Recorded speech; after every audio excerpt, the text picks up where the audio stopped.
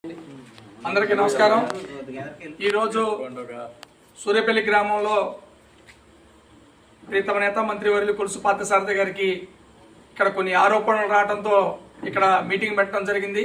దాంట్లో ముఖ్య ఉద్దేశంగా ఒక వారం క్రితం నాకు ఇక్కడ ఏదో డబ్బులు భూములకి పట్టాలు పెంచాలని డబ్బులు వసూలు చేస్తున్నారు, ముందు దారులకి అని చెప్పారు, తర్వాత పట్టాలకి అని చెప్పి మాట మార్చి మళ్ళీ డబ్బులు వసూలు చేస్తున్నారని చెప్పి కొంతమంది చెప్పడంతో అది మంత్రి గారి దృష్టిలో పెట్టగా మంత్రి గారు దాని మీద చాలా సీరియస్ అయ్యి ఈరోజు వీళ్ళందరినీ కూడా మీటింగ్ ఏర్పాటు చేయమని చెప్పడం జరిగింది. ఈరోజు మేము ఇక్కడికి వచ్చి ముఖ్యంగా ప్రతి ఒక్కరికి కూడా ఇక్కడ పెద్దలందరికీ కూడా ఈ భూములకు సంబంధించి ఒక 12 మంది సభ్యులుగా ఏర్పడ్డారు. ఆ 12 మంది మొదటగా దీన్ని 3 నెలల క్రితం దారులు ఏర్పాటు చేసుకోవాలని చెప్పి ఎకరానికి ఒక 10,000 రూపాయలు మేము దారులు ఏర్పాటు చేసుకుంటున్నామని చెప్పి బాగు చేయటం మొదలుపెట్టారు.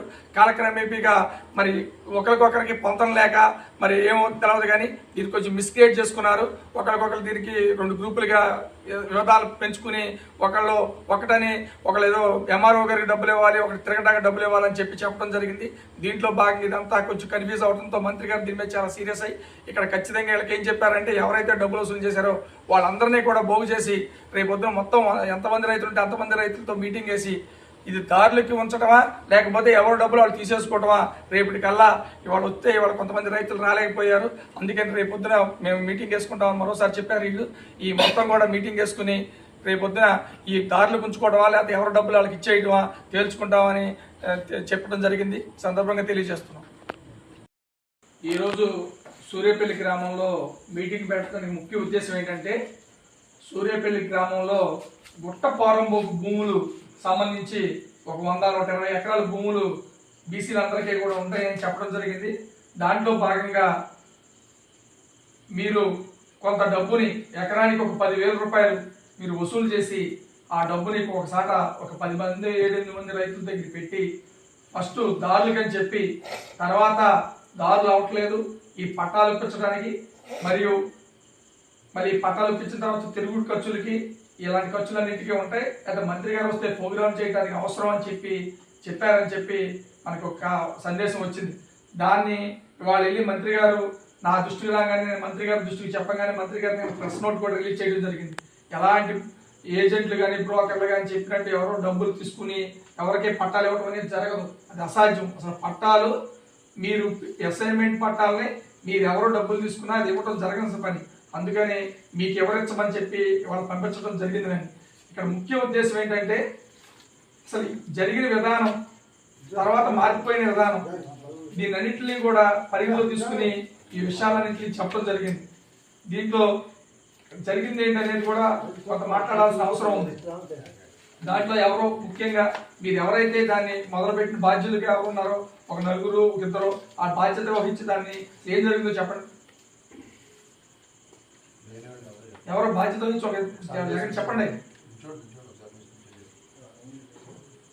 ఏం జరిగింది కదా.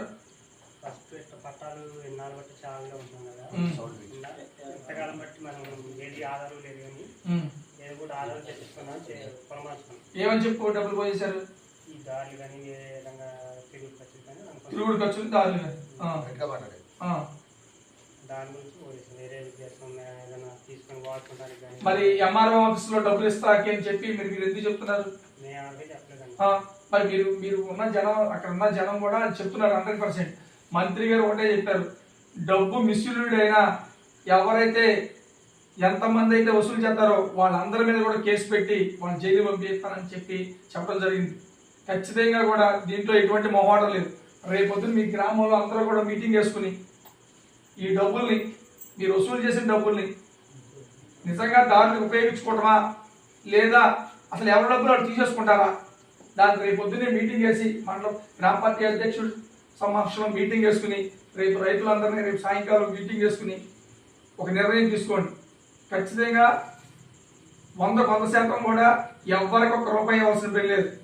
ఏ ఒక్కడిని నమ్మకండి పట్టాలు ఇస్తారనేది ఇవన్నీ మాట. మంత్రి గారు అసైన్మెంట్ కమిటీ పెట్టించి దాంట్లో మీకు పట్టాలు ఇస్తామని చెప్పాడు, అంతే తప్ప ఎంఆర్ఓ గారు చుట్టూ తిరిగినా లేదా ఇంకోటి చుట్టూ తిరిగినా 100% కూడా పట్టాలు రావు. ఇది నిజం, ఎవరో కూడా ఇప్పించలేరు. అది ఉన్న నిజం చెప్తున్నాను. అందుకే మంత్రి గారికి చాలా సీరియస్ అయ్యారు ఈ విషయంలో. మీరు అదేదో డబ్బులు పోజేసి ఎంఆర్ఓ వాళ్ళకి వాళ్ళకి ఇవ్వాలి అని చెప్పారని చెప్పి చాలా సీరియస్ అయ్యారు ఈ విషయంలో. ఖచ్చితంగా మీరందరూ కూడా రేపటికల్లా మీటింగ్ చేసుకుని ఆ డబ్బుల్ని నిజంగా దారులకి కోసం ఉపయోగించడం, లేదంటే దారులు అవుతాయి అవ్వకపోతే తేల్చేసుకుని ఎవరి డబ్బులు వాళ్ళు ఇచ్చేయండి. రేపే మీటింగ్ వేసుకుని ఈ కార్యక్రమం చేయాల్సింది. రేపు సాయంకాలం మీటింగ్ వేసుకుని మళ్ళీ ఖచ్చితంగా మాకు సమాచారం ఇవ్వాల్సింది. మంత్రి గారికి ఆ సమాచారం చెప్పాలి. ఖచ్చితంగా ఏ విషయం చెప్పాల్సింది.